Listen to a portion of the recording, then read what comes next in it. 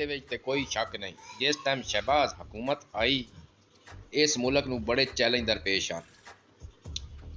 वतन अजीज बेशुमार चैलेंज का सामना कर रहा सी। मईशत कोले खा रही आई, एक तरफ डिफाल्ट का खतरा आई तो दूजे पासे अवाम महंगाई की चक्की विच पिसती पई आई।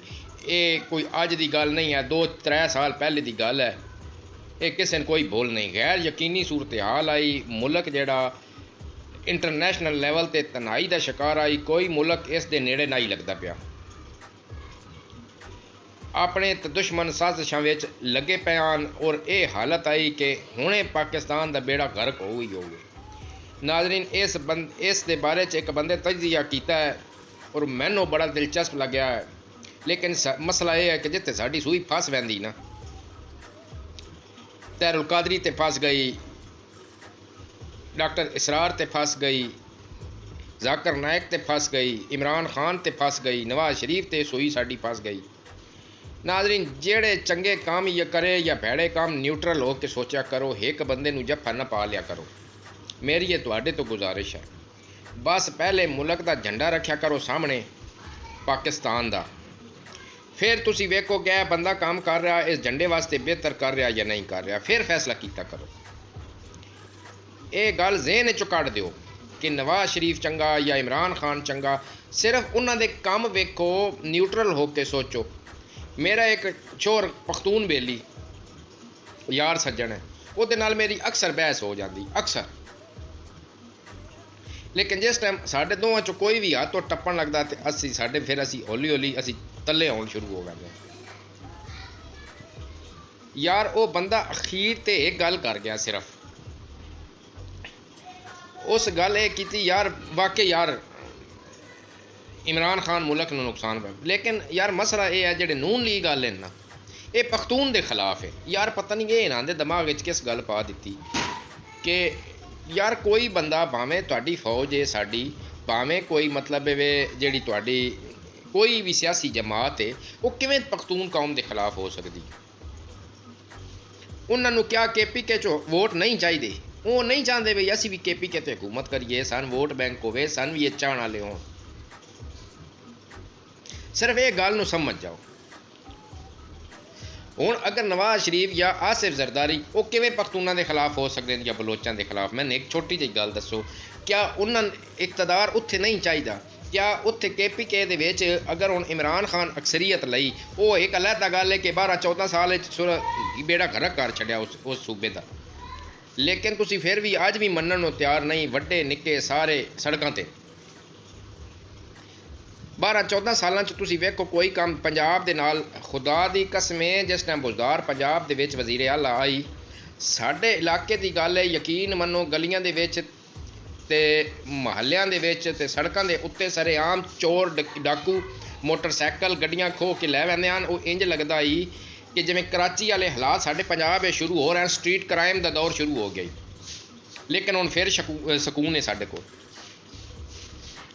इक्का दुक्का वाक़यात होंदे ने, हर बंदे हर किस्म के बंदे हर जगह ते मौजूद होंदे ने, लेकिन काफ़ी फ़र्क है। जेड़ा असी घरों निकलन लगे भी डरन लग पिया, बड़ा फ़र्क आया। यार खुदा दा वास्ता ने कोई भी सियासी पार्टी नाल तल्लक रखदा, कोई फौज है भावें साडी एस्टैबलिशमेंट है, वो किसी कौम के खिलाफ नहीं हो सकते, क्योंकि इन्हां तो बगैर चल ही नहीं सकते।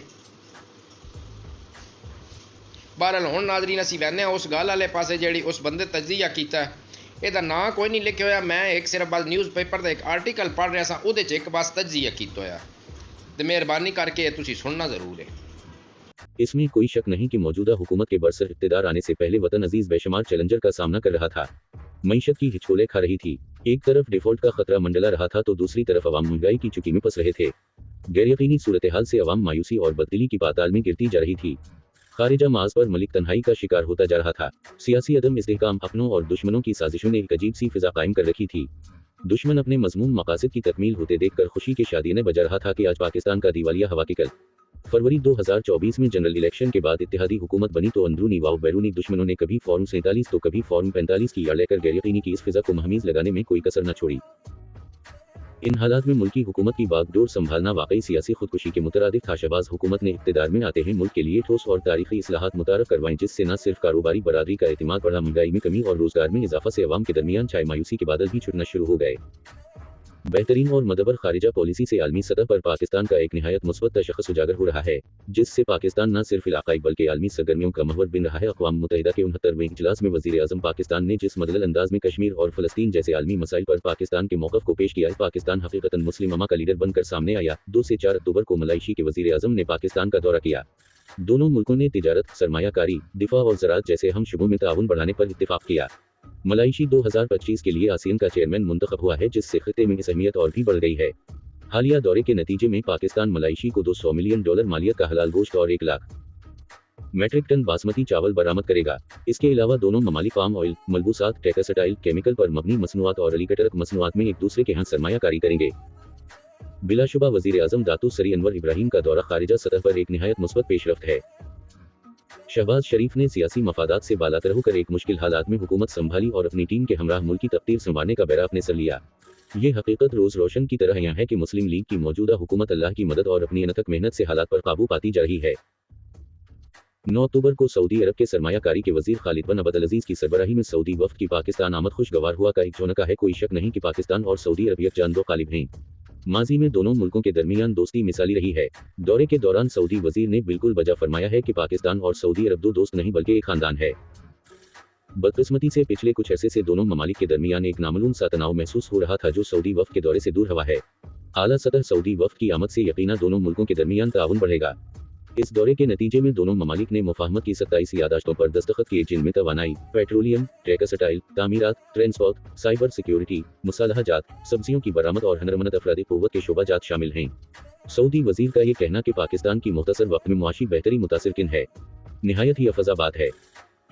शंघाई ताउन तंजीम का सरबराही इजलास 15 और अक्टूबर 16 को इस्लामाबाद में मुनक़िद होने जा रहा है। 11 साल बाद चीन के वजीर आज़म ली शैनक पाकिस्तान आ रहे हैं, जिससे पाक चीन दोस्ती को नई जहत मिलेगी। 10 साल बाद भारतीय वजीर खारिजा की पाकिस्तान आमद भी एक निहायत अहम पेशरफ्त समझी जा रही है।